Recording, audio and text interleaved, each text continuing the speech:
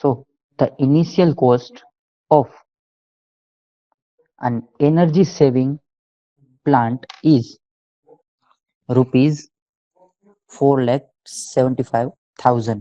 Okay, કોઈ initial cost, કોઈ saving પ્લાન્ટની ઇનિશિયલ કોસ્ટ કેટલી છે? 4,75,000 છે. And its useful life is 12 years. 12 વર્ષ એની યુઝફુલ લાઈફ છે, 12 વર્ષ સુધી ચાલે.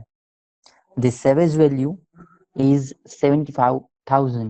ઓકે, 75,000 એની ભંગાર ખર્ચ છે, બરાબર, અથવા તો ભંગાર આપણે જ્યારે આપશું ભંગારમાં ત્યારે એનું આઉટપુટ આપણે એટલું મળશે, 75,000 રૂપિયા.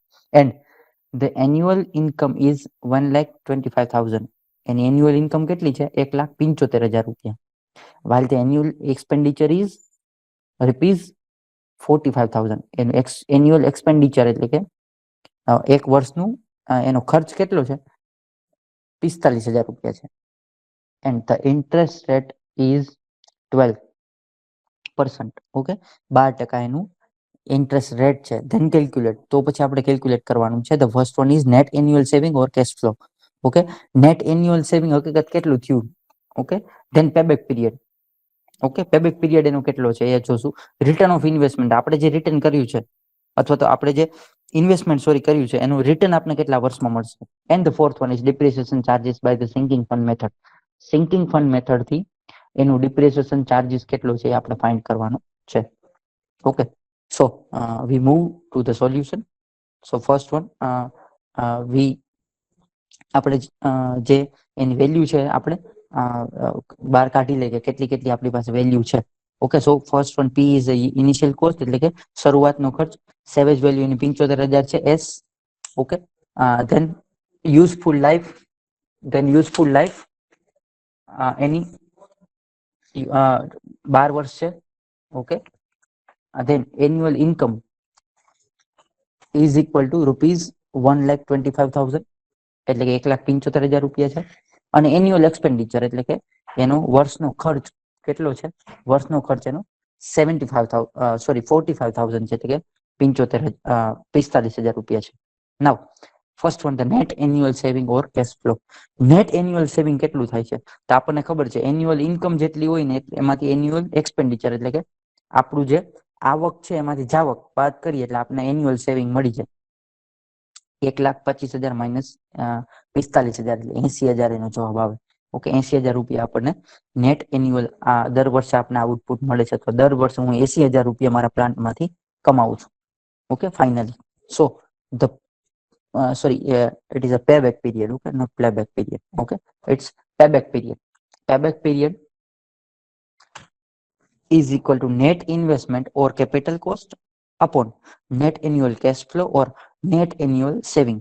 આપણે ઇન્વેસ્ટમેન્ટ કેટલું કરેલું છે, ઓકે, અને આપણે આઉટપુટ કેટલું મળે છે અથવા તો સેવિંગ કેટલું થાય છે આપણું, એ બંને વચ્ચેનો રેશિયો એટલે payback period. So first one 4,75,000 minus 75,000. Why 75,000 કરવાની એટલા માટે જરૂર પડી because the output is, okay, અથવા તો સેવેજ વેલ્યુ જે ભંગાર ખર્ચ છે કે ભાઈ આપણે અત્યારે ઇન્વેસ્ટમેન્ટ કરીએ છીએ 12 વર્ષ પછી, 12 વર્ષ છે એટલે 12 વર્ષ પછી આપણને આઉટપુટ 75,000 રૂપિયા તો મને વેચીશ ને એટલે આવશે જ મને.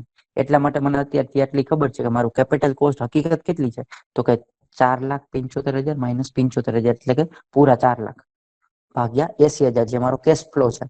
દર વર્ષે મને આઉટપુટ મળે તો મને મેં જે ઇન્વેસ્ટમેન્ટ કરેલું છે એનું મને કેટલા વર્ષે મને એનો ફાયદો મળશે, તો કે 5 વર્ષે મને એનો ફાયદો મળશે. તો 5 વર્ષ સુધી મારે દર વર્ષે 80,000 રૂપિયા કમાવ તો મને આઉટપુટ જે છે, બરાબર, અથવા તો 4 લાખ રૂપિયા મારા 5 વર્ષે હું 80,000 રૂપિયા કમાઈ અને 4 લાખ રૂપિયા હું પૂરા કરીશ. ત્યાર પછી જે મારું હશે એ મારું ફાયદો છે. તો નેક્સ્ટ વન જોઈએ રિટર્ન ઓફ ઇન્વેસ્ટમેન્ટ. કેટલા વર્ષમાં મને ઇન્વેસ્ટમેન્ટ પાછું મળે, બરાબર, અથવા તેના પર્સન્ટેજ કેટલા હોય, બરાબર. તો 1 પેબેક પીરિયડ ઇન્ટુ 100 આપણને ખબર છે સૂત્ર 1/5 ગુણ્યા 100 એટલે કે પર્સન્ટેજમાં મને રિટર્ન કેટલું મળે છે, તો કે દર વર્ષે મને 20% રિટર્ન મળશે. Okay, then fourth one depreciation charges. Okay, હવે ડિપ્રિસિએશન ચાર્જીસ આપણે કોનાથી ફાઇન કરવાના છે? ઘસારા ખર્ચ, તો કે સિંકિંગ ફંડ મેથડથી ફાઇન કરવાના છે. Okay, by the sinking fund method. Okay, so we know that the Q is equal to P minus S, capital cost minus savage value into r upon r plus q raised to n minus 1. Okay, so we know that 75,000 4,75,000 minus 75,000 આપને ખબર છે. r છે કેટલું 12% છે, એટલે 12% ભાગ્યા 100 કરીએ એટલે 0.12 આવે, upon 1 plus 0.12 raised to 12. Okay, n કેટલું છે મારું 12 વર્ષ છે અને 12% જ વ્યાજ છે, એટલા માટે 0.12 જે q છે 1 પછી q જે છે એ q શું છે હકીકતે q છે, ઓકે, એ અહીંયા આઉટપુટ છે બરાબર ને, n છે હકીકત અહીંયા r હોવું જોઈએ બરાબર, અહીંયા r હોવું જોઈએ, q ની અહીંયા r હોવું જોઈએ બરાબર. સો 0.12 એ શું છે મારું r છે બરાબર, પર્સન્ટેજ અથવા તો ઇન્ટરેસ્ટ છે જે છે એ છે, ઓકે 12%, એટલે 0.12 લીધેલા છે ને 12 વર્ષ માટે છે, એટલે n ઇઝ ઇક્વલ ટુ 12 લીધેલા છે. તો q એટલે કે મને સિંકિંગ ફંડ મેથડ થી આઉટપુટ મળી જાય કે દર વર્ષે મારે કેટલો ઘસારા ખર્ચ બહાર કાઢવો પડશે તો બાદ કરવો પડશે. ઓકે, સો 4 લાખ ઇન્ટુ 0.12 આપણે એમને રાખી દીધું ને 1 plus 0.12 raise to 12 minus 1. Okay, so આનો જવાબ કંઈક આવતો હશે આટલાનો ખાલી 3.896, એમાંથી -1 કર્યું એટલે 2.896 આઉટપુટ મળે. And we got final output is 16,400, 16,400 મને ફાઇનલી આઉટપુટ મળે. દર વર્ષે પહેલા વર્ષ થી લઈ અને છેલ્લા વર્ષ સુધી મારે 16,400 ધીમે ધીમે સિંકિંગ ફંડ મેથડ થી મારે જુદા કાઢતા રહેવા પડે ઘસારા ખર્ચ માટે. So this all the things is nothing but